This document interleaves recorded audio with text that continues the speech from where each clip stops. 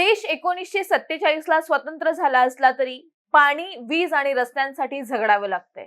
आमच्या मागण्या अगदी बेसिक आहेत, त्या तरी शासनाने पूर्ण कराव्यात अशी याचना सध्या हिंजवडीतील आयटीएन्सने केली आहे। पुण्यातलं सर्वात मोठं हिंजवडीचं आयटी हब सध्या अनेक समस्यांचं केंद्र बनलंय। वाहतूक कोंडी, पाण्याची समस्या आणि रस्त्यांवरील खड्डे या समस्यांमुळे हिंजवडीतील कंपन्या बाहेरचा पर्याय शोधत असल्याचं समोर आलंय। त्यामुळेच अनेकांची रोजीरोटी असणाऱ्या हिंजवडीच्या आयटी पार्कच्या समस्या लवकरात लवकर सोडवाव्यात अशी मागणी आयटीएन्स करतायत।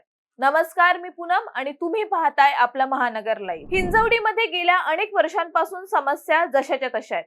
मध्यंतरीच्या काळात काही उपाययोजना झाल्या असल्या तरी त्या समस्या पूर्णपणे सुटलेल्या नाहीयेत।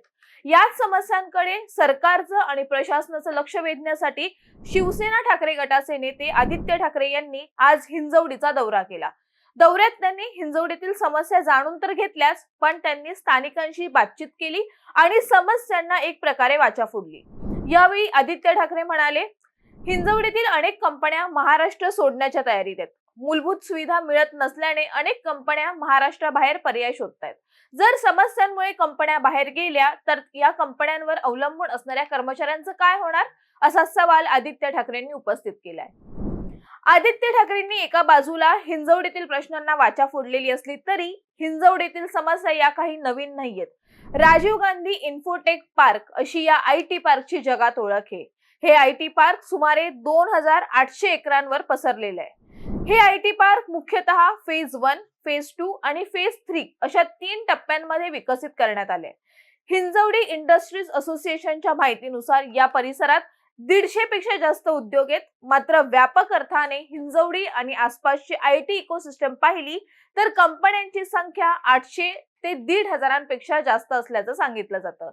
हिंजवडीमध्ये फक्त भारतीय कंपन्याच नाहीयेत, तर अनेक मोठ्या बहुराष्ट्रीय कंपन्या सुद्धा आहेत। यामध्ये Infosys, Wipro, TCS, Cognizant, Accenture, HCL technologies, IBM, Tech Mahindra यांसारख्या मोठ्या आयटी कंपन्यांसोबत अनेक जागतिक कंपन्या या परिसरात कार्यरत आहेत। रोजगाराच्या बाबतीत बोलायचं झालं तर हिंजवडी आयटी पार्क आणि आसपासच्या आयटी इकोसिस्टम मध्ये साधारण 3 ते 4 लाख कर्मचारी काम करतात। पुण्याच्या आयटी क्षेत्राच्या वाढीत हिंजवडीचा मोठा वाटा आहे। इथून देश विदेशातील ग्राहकांसाठी IT services, software development, engineering, research आणि अनेक प्रकारच्या तंत्रज्ञानाशी संबंधित कामं केली जातात। महसुलाच्या बाबतीत बोलायचं झालं तर हिंजवडी आयटी पार्क मधून राज्य आणि केंद्र सरकारला दरवर्षी लाखो कोटींचा महसूल मिळतो। एसटीपीआय पुणेच्या अधिकृत माहितीनुसार आर्थिक वर्ष 2023-24 मध्ये 1,83,000 कोटींपेक्षा जास्त उत्पादन निर्यात केली होती। पण ही आकडेवारी केवळ हिंजवडीची नाहीये, तर इतर भागातील आयटी कंपन्यांची देखील आहे। पण या आकडेवारीत मोठा वाटा हिंजवडीच्या आयटी पार्कचा सुद्धा आहे। लाखो कोटींचा महसूल देणारं आयटी पार्क हे सध्या अनेक समस्यांनी ग्रासलेले आहे। अरुंद रस्ते, रस्त्यावरचे खड्डे, पाण्याची समस्या, झपाट्यानं होणारं शहरीकरण आणि पायाभूत सुविधांचा अभाव अशा अनेक समस्या सध्या हिंजवडीत भेडसावत आहेत। वाहतूक कोंडी ही त्यातली मुख्य समस्या आहे। पुण्याच्या कानाकोपऱ्यातून अनेक इंजिनियर्स हिंजवडीत कामासाठी येतात, पण या इंजिनियर्सचा सर्वाधिक वेळ हा वाहतूक कोंडीत जातो। वाकड चौक, हिंजवडी चौक, शिवाजी चौक मार्ग हे हिंजवडीचं प्रवेशद्वार आहे। वाकड, मुंबई बेंगळुरू महामार्ग, औंध रावेत आणि भोसरी वाकडकडून येणारी मोठी वाहतूक या कॉरिडॉरवर एकत्र येते। त्यामुळे सकाळच्या ऑफिसच्या वेळेत आणि संध्याकाळी परतीच्या वेळेला या भागात मोठी वाहतूक कोंडी होते। शिवाजी चौकातून फेज 1 आणि फेज 2 कडे जाणारी वाहतूक मोठ्या प्रमाणात एकत्र येते आणि त्यामुळे पीक अवर्सला हा चौक जाम होतो। परिणामी कर्मचाऱ्यांना कामाच्या ठिकाणी पोहोचायला उशीर होतो आणि याचा परिणाम कंपनीच्या प्रोडक्टिव्हिटीवर होतो आणि कर्मचाऱ्यांच्या मानसिकतेवरही होतो। ही समस्या गेल्या अनेक वर्षांची असली तरी यावर ठोस अशा उपाययोजना झालेल्या नाहीयेत। सध्या हिंजवडी ते शिवाजीनगर मेट्रोचं काम जवळपास पूर्ण झालंय, पण अद्याप वाहतूक सुरू झालेली नाहीये।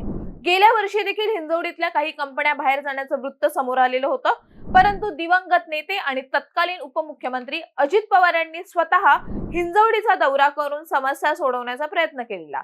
त्यांच्या आदेशानंतर रस्त्याच्या बाजूचं अतिक्रमण हटवण्यात सुद्धा आलेलं होतं, परंतु अद्यापपर्यंत रस्ता रुंदीकरणाचं काम झालं नसल्याची माहिती स्थानिकांकडूनच देण्यात आलेली आहे। हिंजवडीतील आयटीएसची मागणी ही फार मोठी नाहीये। त्यांना आलिशान सुविधा नकोयत, त्यांना फक्त मूलभूत सुविधा हव्यात।